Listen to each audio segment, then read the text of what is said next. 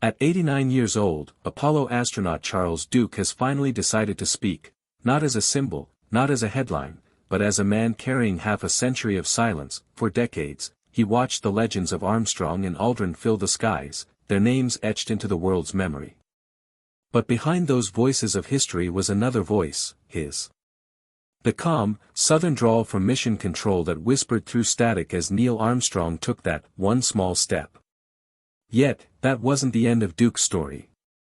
It was the beginning of a secret duality, of a man who once guided heroes from Earth, and then became one himself. Now, after years of reflection, Charles Duke is ready to reveal what he truly saw on the moon, and why that vision changed his understanding of humanity's place in the universe forever. But first, you have to understand who he really was before that silence began.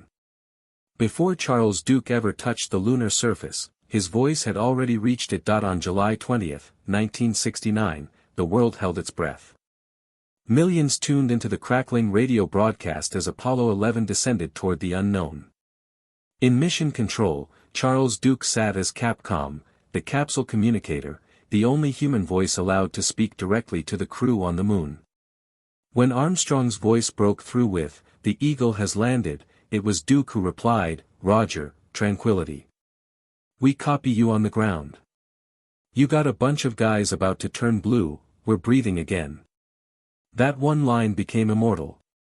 In that instant, Duke was part of humanity's greatest moment, yet no camera captured his face, no parade bore his name.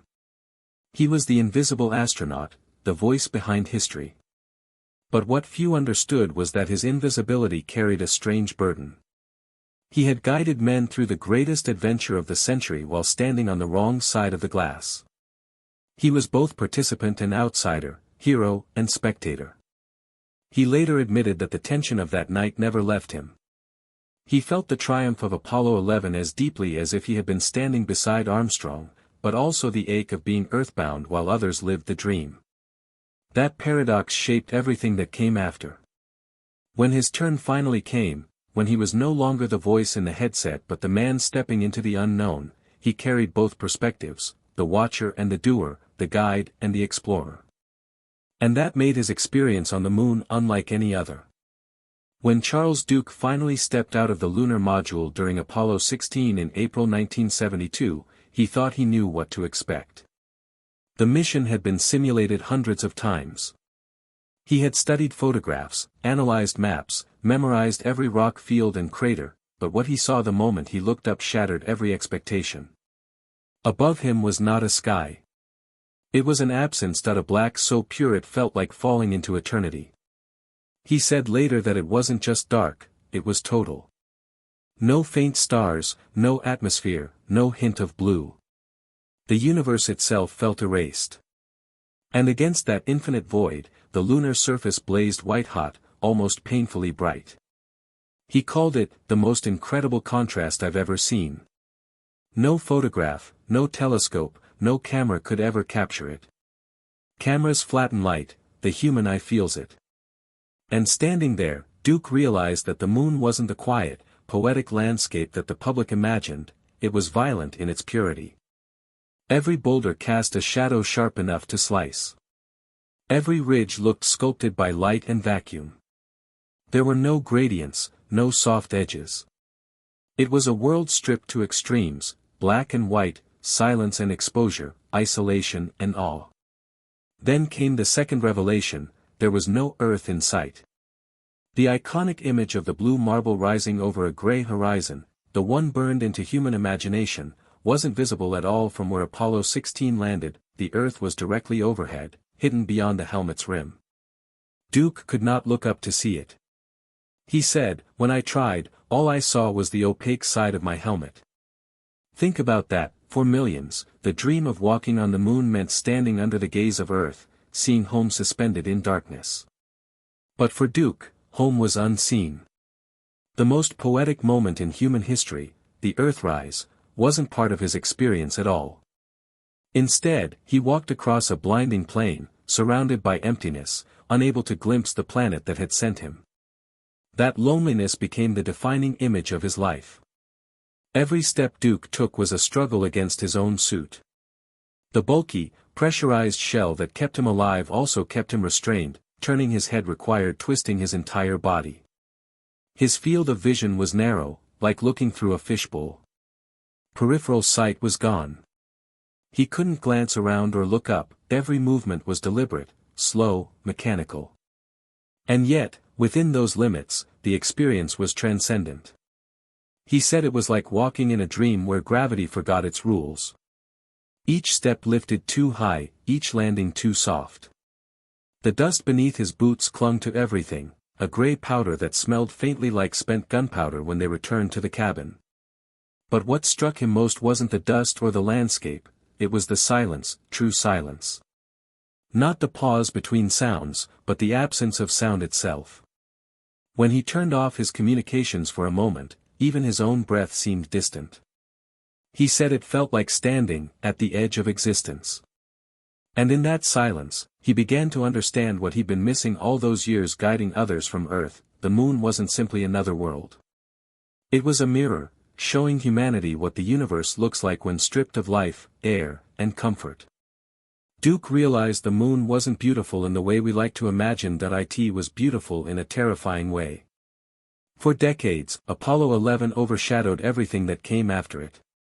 Armstrong and Aldrin became legends, Apollo 13 became a Hollywood story of survival. But Apollo 16, Duke's mission, quietly achieved something extraordinary, and the world barely noticed. That silence has always haunted him. He and Commander John Young didn't go to the moon to repeat history, they went to expand it. Their mission lasted over 71 hours, longer than most other Apollo stays. In that time, they drove more than 16 miles across the rugged Descartes Highlands, one of the most geologically complex regions ever visited by humans. What they accomplished there would reshape lunar science forever. They installed the first telescope on the moon, a far ultraviolet observatory that captured cosmic light unobstructed by Earth's atmosphere. For the first time in human history, we observed the universe from a place with no air, no distortion, just pure starlight striking a mirror on another world. They deployed advanced instruments like X-ray and gamma-ray spectrometers, mapping the moon's chemical composition with precision never seen before. Those readings revealed traces of titanium, iron, and magnesium, clues that deepened our understanding of the moon's violent formation billions of years ago.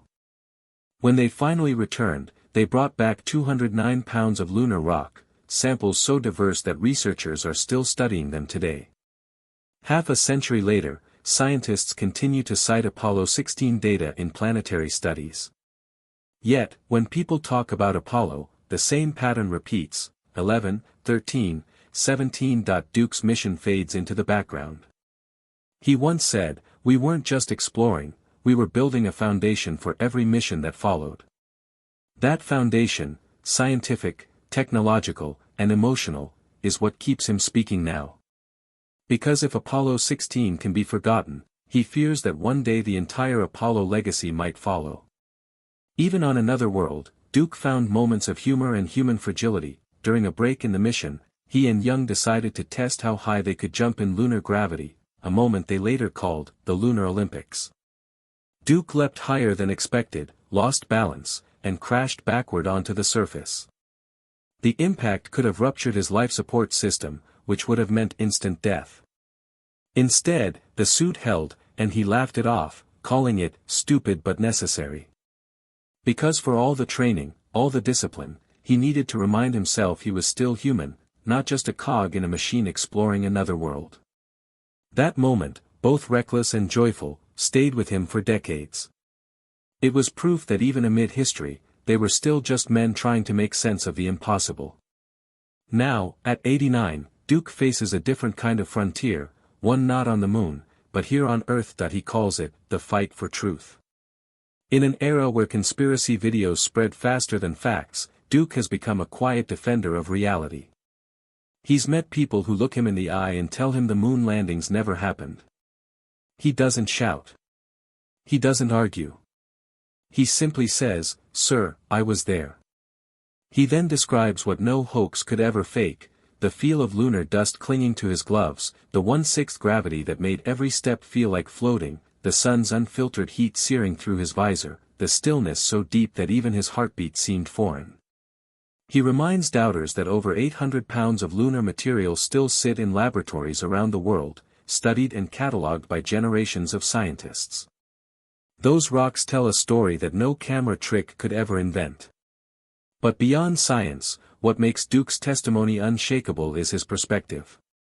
He was both the voice guiding the first men to the moon and one of the few who walked it himself. That combination, Earth and Moon, guide and explorer, makes his story uniquely undeniable. Still, he admits it hurts not because people doubt him personally, but because they doubt what humanity achieved. He said that when someone calls Apollo a hoax, they're not just denying NASA, they're denying the courage, the risk, the lives that made it possible. And so, he keeps speaking, not to argue, but to protect the truth from fading into noise. Out of the 12 men who walked on the moon, only 4 are still alive. Charles Duke is one of them. That truth follows him everywhere. He's spoken about how every passing year sharpens the responsibility he feels, to preserve the story before it disappears into myth. He says that when his generation is gone, Apollo will no longer live in memory, it will exist only in books, films, and archives. And that terrifies him. Because in memory, there's feeling. In archives, there's only ink. That's why he's become more vocal in his later years, visiting schools, museums, and podcasts, sharing the story in his own words. At a museum talk in South Carolina, he told a group of students standing on the moon wasn't about planting a flag. It was about proving that we could push past fear. That's what exploration means. He wants young people to understand that Apollo was never an ending. It was a beginning, a first draft of humanity's future beyond Earth. Duke believes that the new Artemis program is the continuation of Apollo's unfinished story, a bridge between generations. That he said that the moon was never meant to be the destination, only the proving ground. What they learned there, the engineering, the psychology, the courage, will one day carry us to Mars. But his vision isn't just about space. It's about memory. He wants his grandchildren and their children to inherit a story of truth, not distortion. He wants them to know that exploration was real, that men risked everything to walk where no human had before. He often says he feels a race against time, against his own mortality, against the erosion of memory. When I'm gone, he told one interviewer, the moon will still be there. The question is, will people still care? For Duke, speaking out now isn't nostalgia. It's duty. Looking back, Duke no longer describes the moon as just a destination. He calls it a mirror, a place that shows humanity what it really is. He says that when he looked out across that endless, lifeless plain, he didn't see distance. He saw reflection. Every grain of dust represented human persistence, every footprint was a reminder that curiosity, not conquest, is our truest instinct. He often repeats a phrase that captures his experience: the moon doesn't care if we exist, but it reminds us why we do. That's the truth he wants remembered, not the glamour, not the politics, but the humility of realizing how small we are, and how extraordinary it is that we made it there at all. And so, as he nears 90, Charles Duke stands as both witness and messenger, one of the last living voices to have walked on another world. He doesn't claim to have seen aliens or secrets NASA buried. The truth he offers is simpler and, perhaps, far more powerful, that the moon is not a mystery.